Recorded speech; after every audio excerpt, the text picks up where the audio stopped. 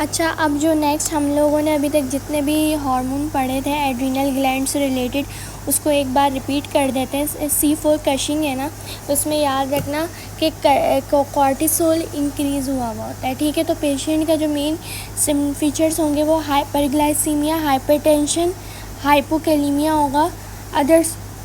Others में क्या हो सकता है कि striae, moon face, obesity, liability to infection, cardiac hypertrophy, और फीमेल में क्या होता है एमेनोरिया और dark facial hair.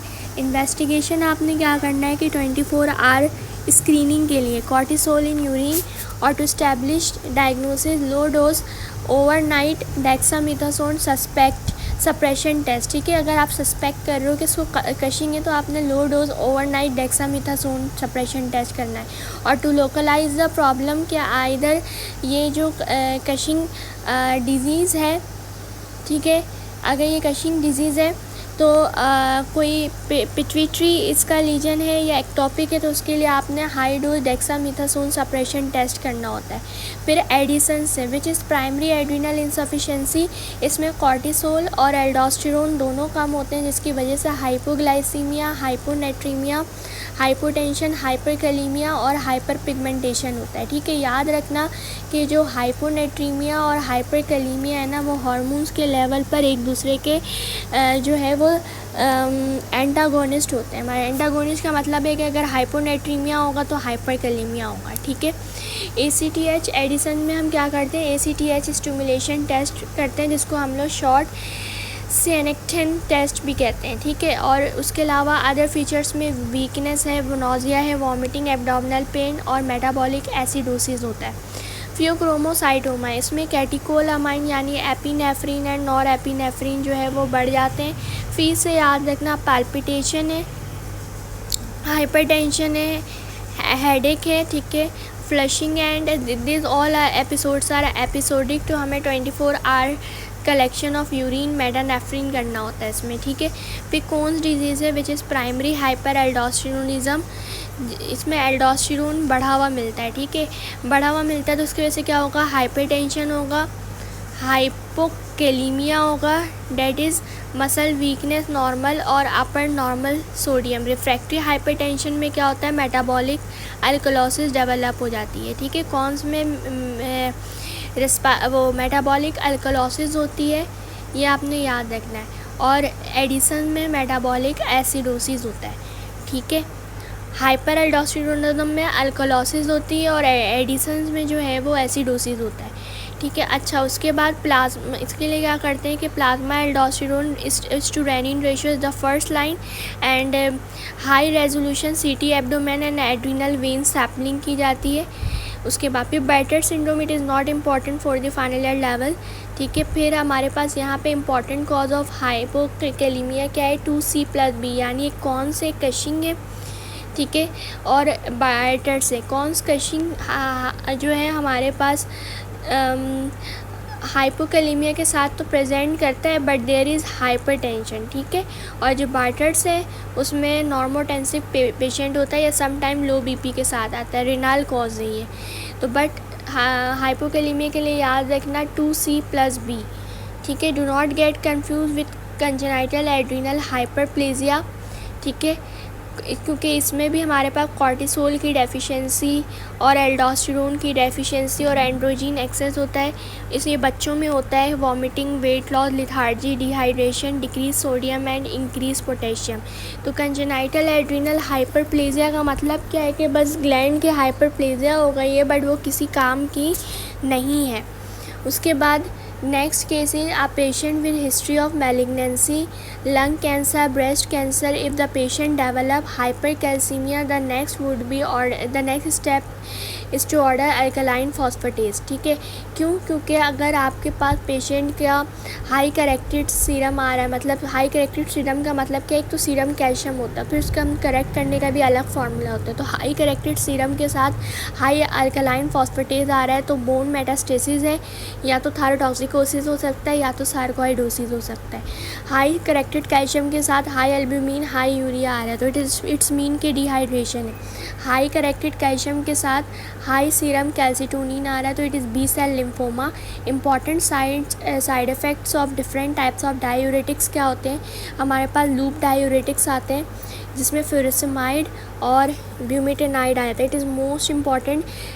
Loop diuretics क्या करवाता है? हाइपोनेट्रीमिया और हाइपोकैलीमिया। 2 ओ आ रहा है ना, 2 से याद रखना, 2 हाइपो कंडीशन, एक हाइपोनेट्रीमिया होगा और एक हाइपोकैलीमिया होगा। और लूप डायूरेटिक्स आपको पता ही ये गाउट करवाता है, ठीक है, हाइपरयूरिसीमिया करवाता है। Thyroid like diuretics, thyroid like diuretics भी हमारे पास क्या करवाता है, जिसमें बेंड्रोफ्लूमीथायाजाइड आता है और इंडापामाइड आता है। ये भी हाइपोनेट्रीमिया हाइपोकैलीमिया करवाता है, बट इसमें क्या है कि ये हाइपरग्लाइसीमिया करवाता है थायराइड डायूरेटिक्स, ठीक है, इम्पेयर्ड ग्लूकोज टॉलरेंस। और गाउट ये भी करवाएगा और पोस्चरल हाइपोटेंशन करवाएगा, ठीक है। फिर पोटेशियम स्पायरिंग ड्रग्स है जिसमें स्पायरिनोलेक्टोन और इप्लीरिनोन आ जाता है। ये भी ये हाइपोनेट्रीमिया करवाता है। और पोटेशियम स्पारिंग है ना, स्पारिंग में आपके पास आर आ रहा है तो आपने याद रखना है कि हाइपरकैलीमिया करवाता है। और स्पायरिनोलेक्टोन जो है वो ख़ास तौर पे स्पेसिफिकली गायनिकोमास्टिया करवाता है। एस इनहिबिटर्स के साइड इफ़ेक्ट्स आपने याद रखना है, जिसमें रैमिपिलिल इनैलिपिलिल आ जाता है कि ये एंजियोएडिमा, ड्राई कफ और हाइपरकैलीमिया करवाता है, ठीक है। अदर इम्पॉर्टेंट ड्रग जो आपने याद रखनी है वो क्या क्या है कि एस इनहिबिटर्स हाइपरकैलीमिया करवाता है, पोटेशियम स्पारिंग डायूरेटिक हाइपरकैलीमिया करवाता है और एडिसन इनसफिशिएंसी हाइपरकैलीमिया करवाता है, ठीक है।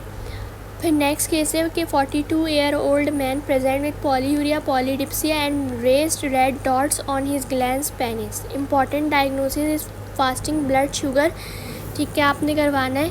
तो this patient has fungal balanitis, ठीक है, fungal balanitis secondary to diabetes mellitus, ठीक है। Red dots on his glands penis किसकी वजह से होती है? फंगल बेलिनाइटिस की वजह से होती है। डायबिटिक पेशेंट की क्योंकि रिड्यूस इम्यूनिटी होती है तो they are more prone to fungal infection. 62 year old women जो है वो प्रेजेंट करी है with confusion, weakness, pain and ache, polyuria polydipsia, renal calculi की हिस्ट्री है, हाई पैराथायरॉयड हार्मोन लेवल है, हाई सीरम कैल्शियम है, लो सीरम फॉस्फेट है, नॉर्मल EGFR है, ठीक है। इसका मतलब किडनी का कोई मसला नहीं है, लेकिन रेनल कैल्कुलाई उसको बन गए हैं, हाई पैराथायरॉयड हार्मोन लेवल है, ठीक है। और इसका मतलब कि ये सेकेंड जो है नॉर्मल और हाई PTH और इंक्रीज कैल्शियम और decrease phosphate, think primary hyper parathyroidism. सिर्फ एक चीज़ आपके पास बढ़ी हुई है, कैल्शियम, ठीक है। ये याद रखने का बहुत आसान तरीका है। This women is likely to have primary hyper parathyroidism और इसका जो मोस्ट कॉमन कॉज होता है वो पैराथायरॉयड एडिनोमा होता है। और हाइपरकैल्सीमिया की वजह से bone ache confusion, renal calculi, excessive thirst and urination होती है, ठीक है। Note that in secondary hyperparathyroidism the calcium would be low and also the EGFR would not be normal, क्योंकि जो secondary hyperparathyroidism होता है it is secondarily to vitamin D deficiency या फिर किडनी का फंक्शन आपके पास ठीक नहीं होगा, ठीक है। तो इसमें आपके पास जो है वो सेकेंडरी हाइपरपैराथायरॉयडिज्म में 2 चीज़ें बढ़ी हुई मिलती है, कैल्शियम और फॉस्फेट।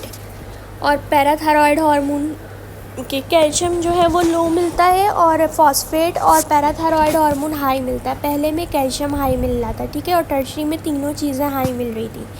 उसके बाद 60 ईयर ओल्ड वोमेन है प्रेजेंट करती है with the following changes, hypertension हो रहा है, उसको वेट गेन हो रहा है, प्रॉक्सिमल मसल वीकनेस हो रही है, कैन नॉट एबडक्ट शोल्डर और फ्लेक्स हिप, ईजी ब्रूजिंग है, हाइपरनेट्रीमिया एंड हाइपोकैलीमिया है।